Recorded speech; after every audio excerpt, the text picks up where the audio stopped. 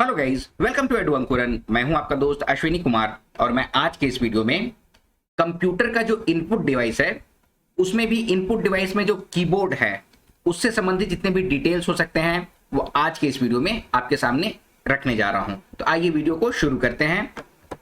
Devices, device क्या होते हैं? तो मुख्य रूप से तीन तरह के डिवाइस होते हैं।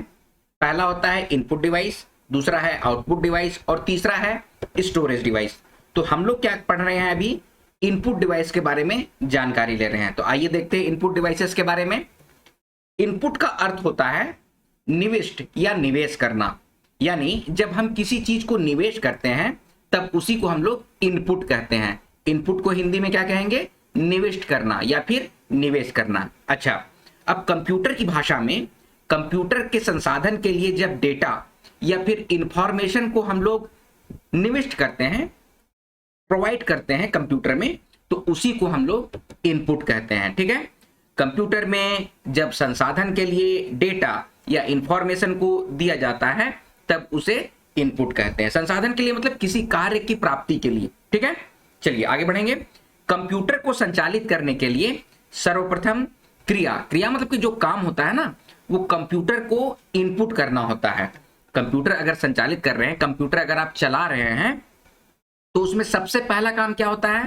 कंप्यूटर को इनपुट प्रोवाइड करना, जिसका मतलब है कि कंप्यूटर को कुछ डेटा या फिर इंफॉर्मेशन देना। ठीक है, जिसमें कंप्यूटर को निर्देश देना या कमांड देना भी शामिल है। तो इनपुट देना का मतलब डेटा और इंफॉर्मेशन देना तो है ही, उसके साथ साथ निर्देश देना, डायरेक्शन देना और कमांड देना भी शामिल है। ठीक है, अब हम लोग समझते हैं कि इनपुट डिवाइस होता क्या है। निविष्ट उपकरण, उसको हिंदी में क्या कहेंगे? निविष्ट उपकरण। इनपुट डिवाइस, इनपुट डिवाइस क्या होता है? कंप्यूटर में जिस उपकरण के माध्यम से डेटा या इंफॉर्मेशन प्रविष्ट कराया जाता है, प्रोवाइड कराया जाता है, उस उपकरण को निविष्ट उपकरण या इनपुट डिवाइस कहते हैं। ठीक है, तो जिस उपकरण के माध्यम से, मतलब कि जिस डिवाइस के माध्यम से डेटा प्रोवाइड कराया जाता है कंप्यूटर में, तो उसी डिवाइस को इनपुट डिवाइस कहते हैं। आई होप आप इसको समझे होंगे। चलिए आगे बढ़ते हैं। देखिए, कुछ महत्वपूर्ण इनपुट डिवाइसेस हैं, इससे इन जनरली हर तरह के कॉम्पिटिटिव एग्जामिनेशंस में क्वेश्चंस पूछे जाते हैं। ठीक है, तो पहला क्या है? कीबोर्ड, दूसरा है माउस, तीसरा है MICR, जिसको क्या बोलते हैं? Magnetic ink character recognition. चौथा है आपका OCR, इसको क्या कहेंगे? Optical character recognition. पांचवा है BCR, बार कोड रीडर। आप लोग देखते होंगे, आप लोगों का जो बैंक अकाउंट होगा या फिर कोई भी चीज में आप लोग जैसे कि पैसा पे करते हैं अभी के समय, तो उसमें बार कोड होता है। ठीक है, तो उसी बार कोड को रीड करने वाला डिवाइस बार कोडर डिवाइस है। फिर है जॉयस्टिक, फिर है स्कैनर, आठवां है touch screen, webcam, stylus, speech recognition, light pen, digitiser, biometric machine, OMR, optical mark reader, digital camera और ट्रैक बॉल। तो ये 17 जो इनपुट डिवाइसेस हैं जो महत्वपूर्ण हैं, इनसे इन जनरल क्वेश्चंस पूछे जाते हैं। ठीक है, आज की वीडियो में हम लोग इनपुट डिवाइस में भी सिर्फ और सिर्फ कीबोर्ड को टारगेट करेंगे और कीबोर्ड की जितने भी डिटेल्स हैं उसको हम लोग आज के समय समझने की कोशिश करेंगे आज के इस वीडियो में। ठीक है, चलिए आगे बढ़ते हैं। कीबोर्ड, या उसी को हिंदी में क्या कहते हैं? कुंजी पटल, क्योंकि क्वेश्चन में आप लोग जो हिंदी वाले स्टूडेंट हैं उससे कुंजी पटल पूछा जाता है, तो आप लोग कंफ्यूज हो जाइएगा। तो कुंजी पटल को ही अंग्रेजी में कीबोर्ड कहते हैं। ठीक है, अब कीबोर्ड क्या है? कीबोर्ड एक प्राइमरी इनपुट डिवाइस है। प्राइमरी इनपुट डिवाइस यानी कि प्राथमिक इनपुट डिवाइस है। कीबोर्ड का आविष्कार सन 1868 में क्रिस्टोफर लाथम सोल्स ने किया था। ठीक है, क्वेश्चन इससे बन सकता है। आगे है, कीबोर्ड को क्वेट्री कीबोर्ड बोला जाता है। देखिए, क्वेट्री कीबोर्ड क्या होता है कि कीबोर्ड में क्या होता है ना, कि देखिए यहां पर मैं एक इमेज रख रहा हूं। कीबोर्ड में क्या होता है, जो पहला जो लेटर्स होता है वो QWERTY, तो इसको हम लोग कंबाइंड रूप में अगर पढ़ते हैं तो इसको क्वेट्री कहा जाता है। ठीक है, इसीलिए कीबोर्ड को क्वेट्री कीबोर्ड बोला जाता है। इन जनरल इसी कीबोर्ड का सभी जगह पे यूज होता है, चाहे आप डेस्कटॉप यूज कर रहे हैं, चाहे आप लैपटॉप यूज कर रहे हैं। ठीक है, तो यही क्वेट्री कीबोर्ड का यूज किया जाता है। आई होप आप इसको समझे होंगे। आगे है, कीबोर्ड की सबसे पहले की एस्केप की होती है। यहां पर जो कीबोर्ड है ना, तो कीबोर्ड के यहाँ पर एक स्कैप की बना हुआ रहता है, ठीक है। और कीबोर्ड की सबसे लास्ट की होती है वो इंटर की होती है, सबसे क्वेश्चन बनेगा, ठीक है। कीबोर्ड की सबसे बड़ी की क्या होती है? की स्पेस बार। तो ये स्पेस बार, ये जो लंबी सी आप यहाँ पर देख रहे हैं ना, तो यही जो है वो स्पेस बार है, की स्पेस बार, ठीक है। चलिए आगे बढ़ेंगे। अब देखिए कीबोर्ड का वर्गीकरण जो होता है ना, मतलब कि कुंजी का वर्गीकरण के आधार पर कीबोर्ड को हम लोग समझने की कोशिश करेंगे। क्लासिफिकेशन ऑफ की। तो कुंजी पटल के कार्य के आधार पर कुंजी को निम्न प्रकार से विभाजित किया जाता है, यानी कि कीबोर्ड का जो कार्य है ना, किस तरह से कीबोर्ड का कौन से फंक्शन की है, उसको किस तरह से यूटिलाइज करते हैं, तो उस पे बेस्ड ऑन, उसके आधार पर कुंजी को यानी कि की को निम्न प्रकार से विभाजित किया जाता है। तो पहला है आपका प्रकार कुंजी, उसी को हम लोग कहते हैं फंक्शन की। दूसरा है अल्फाबेट कुंजी। तीसरा है अल्फा न्यूमेरिक। अल्फा न्यूमेरिक का मतलब ये होता है कि आपका कैरेक्टर भी है और न्यूमेरिक वैल्यू भी होता है, मतलब 1 2 3 भी है और ABCD भी है, तो उसी को कहते हैं हम लोग अल्फा न्यूमेरिक, ठीक है। आगे है संख्यात्मक कुंजी, जिसमें सिर्फ न्यूमेरिक की होता है, जैसे कि 1 2 3 4 5 6 होता है ना, तो उसी को कहते हैं हम लोग संख्यात्मक कुंजी। पांचवा होता है स्पेशल पर्पस कुंजी। ये सारे का डिटेल्स अभी आज के इस वीडियो में मैं आपको बतलाऊंगा, आप लोग बस ये जान लीजिए कि कीबोर्ड के कार्य के आधार पर कुंजी को यानी कि की को कैसे विभाजित किया जाता है। तो पांचवा है स्पेशल पर्पस कुंजी। छठा है टॉगल कीजी। सातवां है कर्सर नियंत्रक कुंजी, कर्सर कंट्रोल की। और आठवां है संयोजन कुंजी, जिसको कॉम्बिनेशन की कहते हैं। अब आइए इसको एक एक करके इसके डिटेल्स को हम लोग देखते हैं। पहला है प्रकार कुंजी, या फिर इसी को हम लोग क्या कहेंगे, फंक्शन की।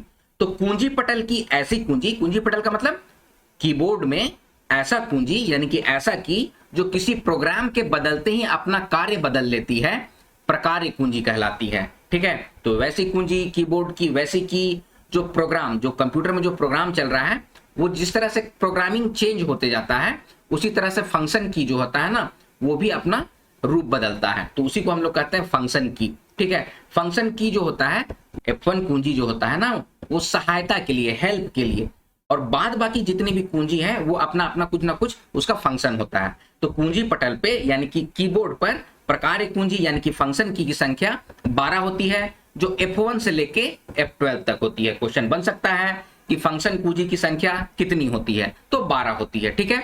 चलिए आगे बढ़ेंगे। अल्फाबेट कुंजी, अल्फाबेट की। तो कीबोर्ड पर अल्फाबेट की संख्या 26 होती है। कुंजी पटल पर अल्फाबेट की संख्या कितनी होती है? 26 होती है, 26। तो कुंजी पटल पर अल्फाबेट की सबसे पहले की जो होती है वो क्यू होती है। मैंने पहले ही आपको बताया क्वेटरी कीबोर्ड का यूज करते हैं, जिसमें सबसे पहले क्यू बना हुआ रहता है, क्यू कुंजी रहता है।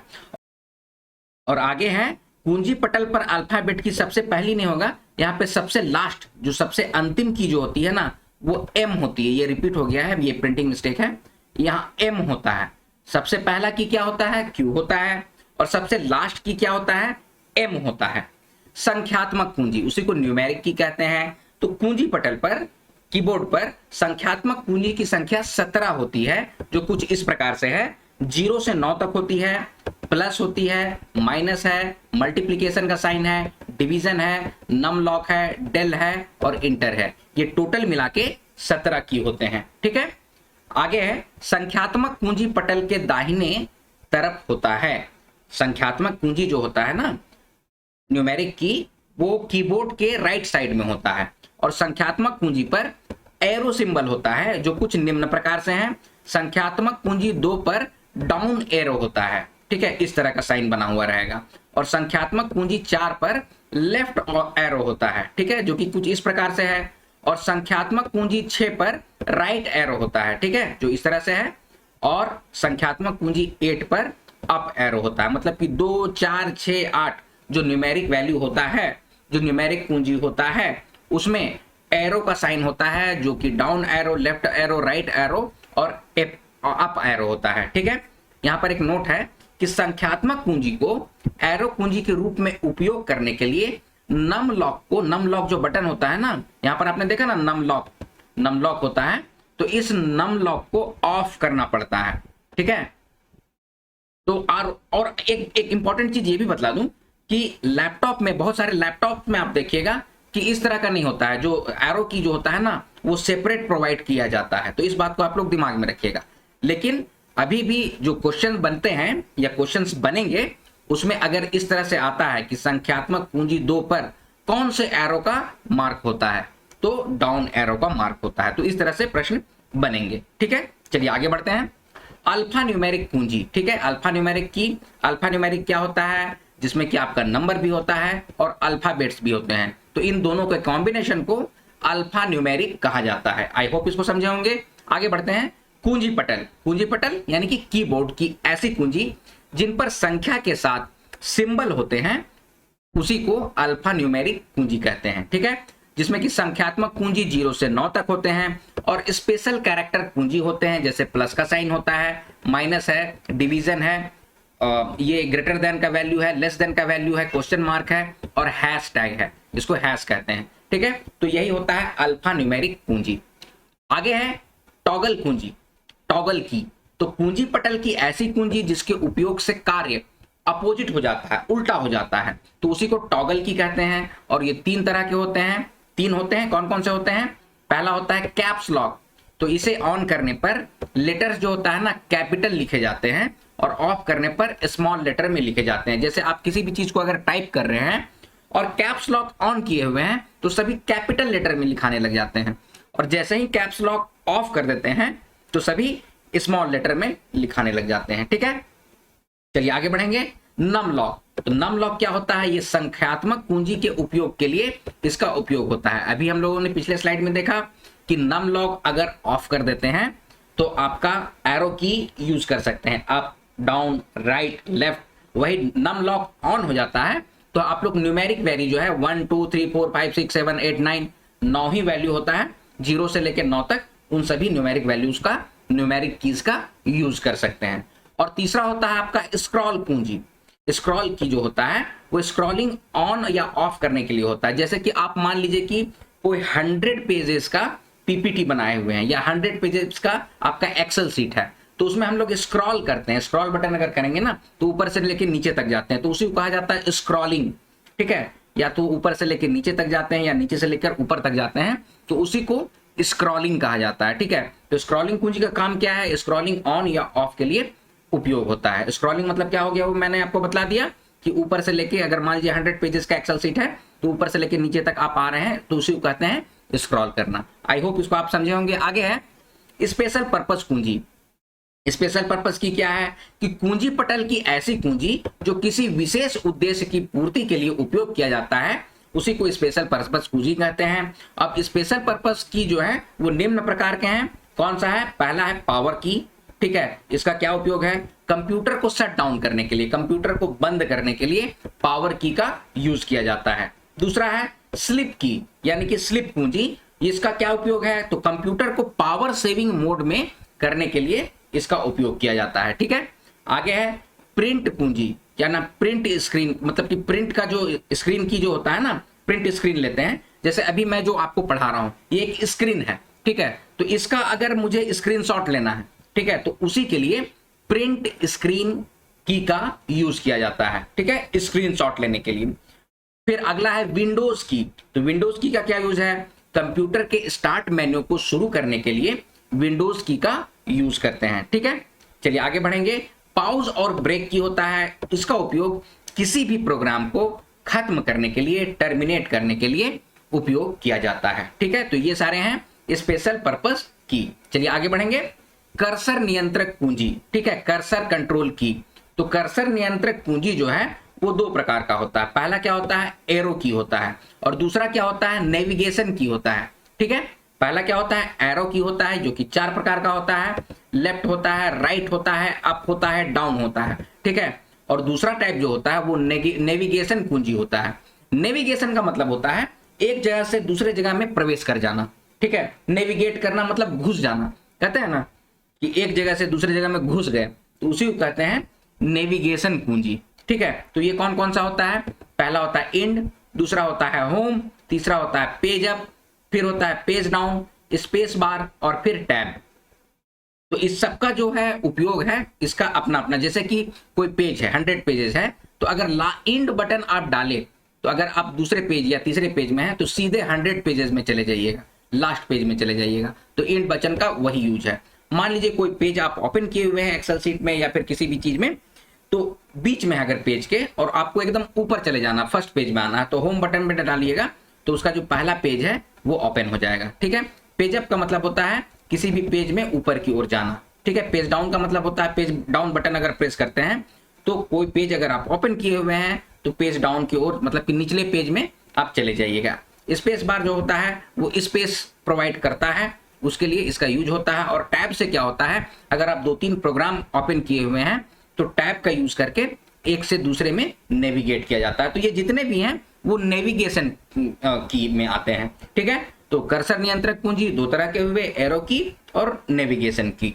आई होप आप इसको समझे होंगे। आगे बढ़ते हैं, संयोजन कुंजी या इसी को हम लोग कहते हैं कॉम्बिनेशन की।